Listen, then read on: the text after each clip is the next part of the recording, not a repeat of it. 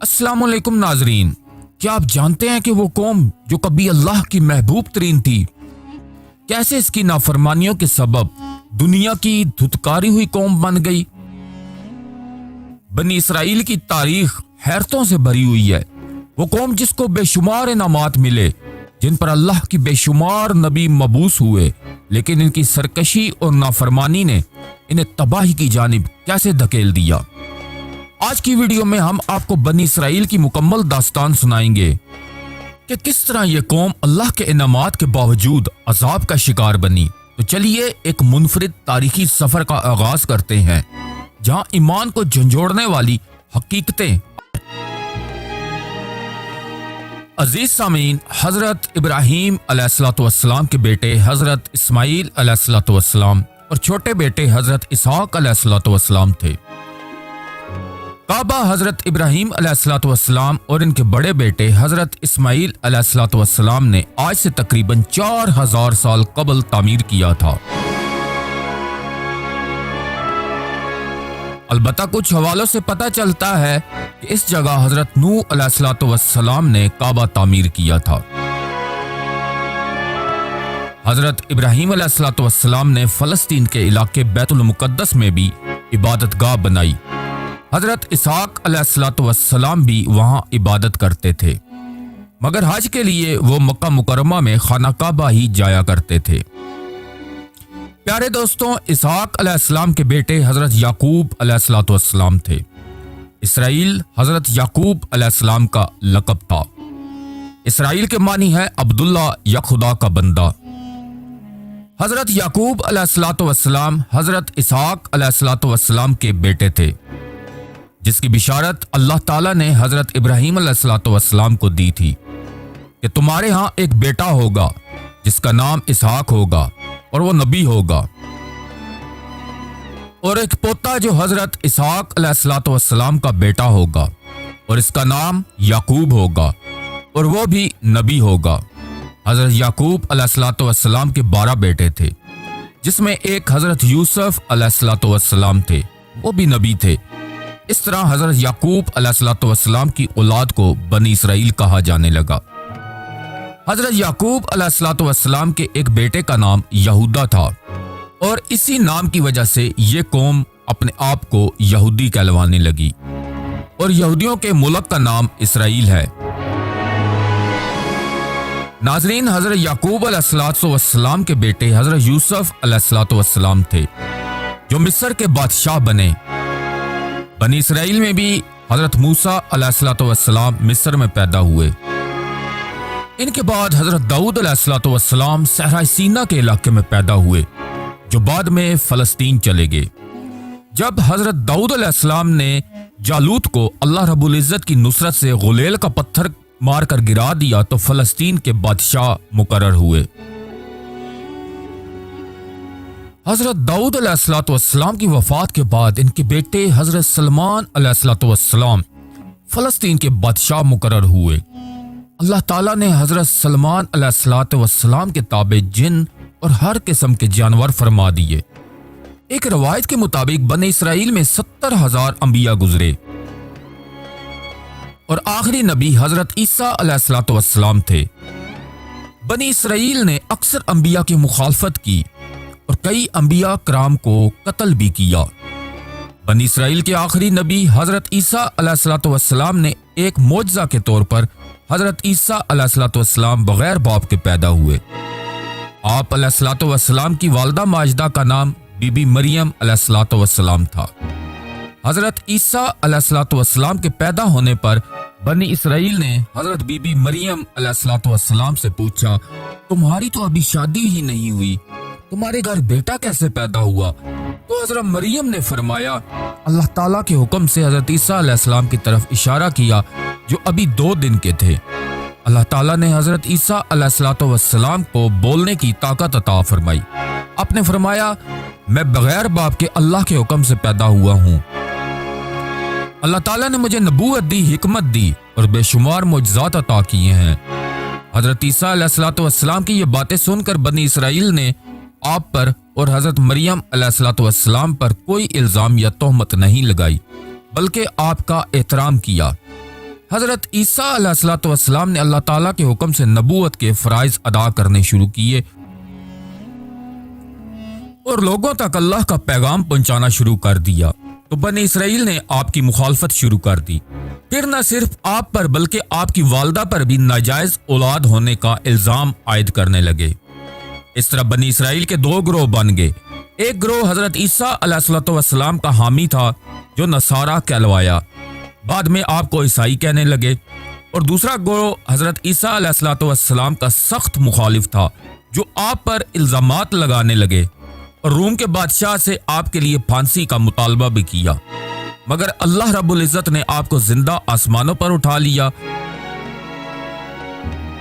اور عزیز سامعین، یہی گروہ بعد میں اپنے آپ کو یہودی کہلوانے لگا۔ رسول اللہ صلی اللہ علیہ وآلہ وسلم کی سب سے زیادہ مخالفت یہودیوں نے ہی کی۔ عزیز سامعین، اللہ تعالیٰ نے بنی اسرائیل کو تمام قوموں پر فضیلت عطا کی۔ جب فرعون نے بنی اسرائیل پر ظلم کی انتہا کر دی اور وہ ان کے لڑکوں کو قتل کر دیتا اور لڑکیوں کو زندہ رکھتا، اللہ تعالیٰ نے حضرت موسیٰ علیہ الصلوۃ والسلام کی قیادت میں بنی اسرائیل کو فرعون سے نجات دلائی۔ حضرت موسیٰ علیہ الصلوۃ والسلام کی قیادت میں جب بنی اسرائیل روانہ ہوئے تو راستے میں سمندر تھا۔ اللہ نے بنی اسرائیل کو راستہ دیا اور فرعون کی فوج کو غرق کر دیا۔ بنی اسرائیل نے جب سمندر پار کر لیا اور فرعون سے نجات حاصل کر لی تو کوہ طور کے مقام پر اللہ تعالیٰ نے حضرت موسیٰ علیہ الصلوۃ والسلام کو 40 روز کے لیے اپنے پاس بلا لیا۔ حضرت موسیٰ علیہ الصلوۃ والسلام کے جانے کے بعد بنی اسرائیل نے بچڑے کی پوجا شروع کر دی تو حضرت موسیٰ علیہ الصلوۃ والسلام نے واپس آ کر ان کو ملامت کی اور اللہ تعالیٰ کے حکم سے بچڑے کی پوجا کرنے والوں کو قتل کر دیا گیا، اور باقی لوگوں نے توبہ کی تو اللہ نے توبہ قبول کر لی اور بنی اسرائیل کو معاف کر دیا۔ عزیز سامعین، بنی اسرائیل کے سرداروں نے جن کی تعداد 70 کے قریب تھی، موسیٰ علیہ الصلوۃ والسلام سے مطالبہ کیا کہ جب تک ہمیں اللہ تعالیٰ کا دیدار نہیں کروایا جاتا ہمیں آپ کی بات کا یقین نہیں ہوگا۔ جب یہ سردار حضرت موسیٰ علیہ الصلوۃ والسلام کے ہمراہ کوہ طور پر پہنچے تو اللہ تعالیٰ کی تجلی سے سب ہلاک ہو گئے، مگر موسیٰ علیہ الصلوۃ والسلام کی دعا کے بعد اللہ تعالیٰ نے پھر ان کو زندہ فرما دیا اور معاف بھی کر دیا۔ پیارے دوستوں، اللہ رب العزت نے فرمایا کہ ہم نے بنی اسرائیل پر بادلوں کا سایہ کیا۔ ابن کثیر کی ایک روایت میں آتا ہے کہ ایک سفید رنگ کا بادل تھا جو ان کے سروں پر سایہ کیے رکھتا تھا۔ یہ عام بادلوں سے زیادہ سایہ دیتا۔ قیامت کے دن بھی وہی بادل سایہ کرے گا۔ غزوہ بدر کے دن بھی اس بادل سے فرشتے نازل ہوئے تھے۔ قیامت کے روز بھی اس بادل سے فرشتے آئیں گے۔ جب فرعون پانی میں غرق ہوا اور بنی اسرائیل سمندر عبور کر کے صحرا میں آئے تو وہاں کھانے کو کچھ نہ تھا۔ ان کی تعداد 6 لاکھ تھی۔ دوستو، اللہ تعالیٰ کے حکم سے بادل نے تو سایہ کر دیا۔ جب موسیٰ علیہ الصلوۃ والسلام نے کھانے کے لیے دعا کی تو اللہ رب العزت نے ان کے لیے آسمان سے من و سلوہ کا انتظام کیا۔ من ایک گوند کی قسم کا تھا جو کہ ان کے گھروں کی چھتوں پر اوس کی طرح گرتا۔ یہ دودھ سے زیادہ سفید اور شہد سے زیادہ میٹھا ہوتا۔ لوگ اس کو اکٹھا کر کے کھاتے تھے۔ یہ مکمل غذا کا کام کرتا تھا۔ اس سے پیاس ہی بجھ جاتی۔ جبکہ سلوہ ایک قسم کا پرندہ تھا جو چڑیا سے زیادہ بڑا تھا۔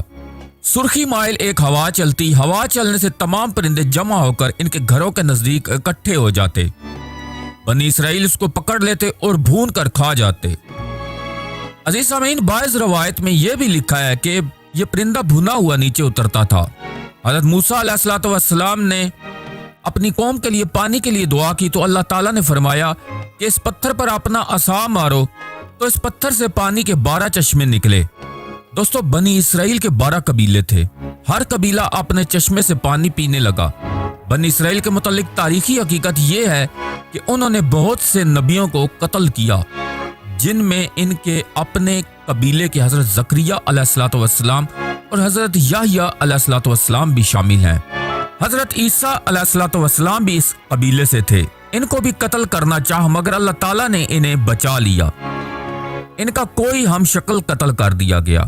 ناظرین، بنی اسرائیل نے خلق خدا کو بہت ساری اذیتیں پہنچائی، جن میں ابھی کی مثال فلسطین ہے۔ پیارے دوستوں، فرعون کی تباہی کے بعد بنی اسرائیل کو غلامی سے نجات ملی اور انہیں ایک نئی زندگی گزارنے کا موقع ملا۔ حضرت موسیٰ علیہ السلام نے انہیں اللہ کی طرف سے نازل کردہ احکامات اور شریعت سے آگاہ کیا۔ حضرت موسیٰ علیہ السلام نے انہیں اللہ کے بتائے ہوئے اصولوں پر چلنے کی تعلیم دی اور انہیں اللہ کی عبادت، اخلاقیات اور عدل و انصاف پر عمل کرنے کی تاکید کی۔ لیکن ان کی اکثریت فرعونی غلامی کے اثرات سے باہر نہیں نکلی۔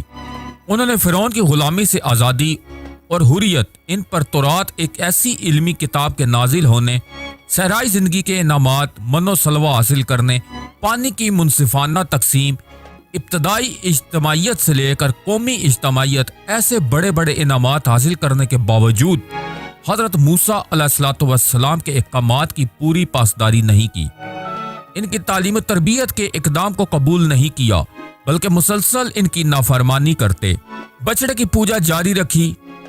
عزیز سامعین، بنی اسرائیل نے مشاہدہ باری تعالیٰ کا مطالعہ کیا۔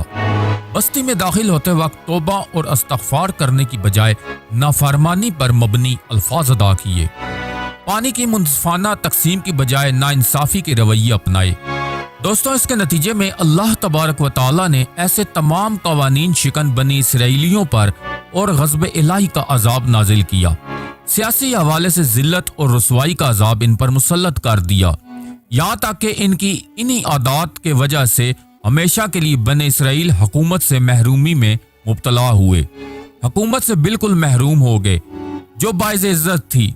معاشرتی بے انصافی اور ظلم کے نتیجے میں ان پر معاشی حوالے سے مستند اور محتاجی مسلط کر دی گئی۔ محتاجی یہ ہے کہ اول تو یہود میں مال کی قلت اور جن کے پاس مال ہو بھی تو حکمرانوں کے ڈر کی وجہ سے اپنے آپ کو مخلص اور حاجت مند ہی ظاہر کرتے ہیں۔